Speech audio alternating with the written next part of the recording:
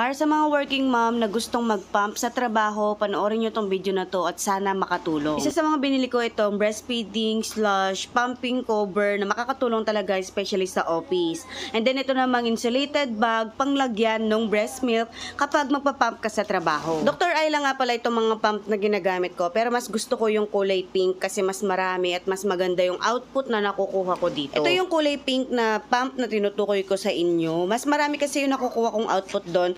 Pero kasi mas madami nga naman kasi nilalabas talaga ng milk yung sa left side ng boob ko. Isa pa sa nagustuhan ko sa pump na ito, yan, tignan ninyo, umiilaw compared dito sa puti na pink na pump na ginagamit ko na Dr. Ayla din. After 30 minutes, ganito na karami yung nakuha kong milk. So yung sa left boob ko, which is yung gamit ko, yung kulay pink, mas marami ako nakuha kasi mas maraming ang milk yon. Bukod sa maganda tong mga pump ng Dr. Ayla, mura pa. Alam nyo ba pag nagsisale ito, nasa 800 pesos lang.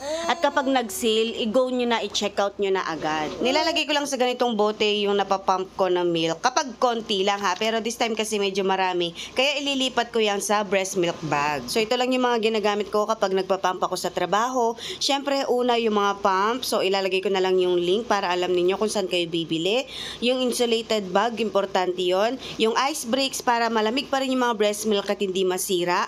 And of course, kailangan din natin ng breastfeeding cover para hindi tayo nahihiya sa office.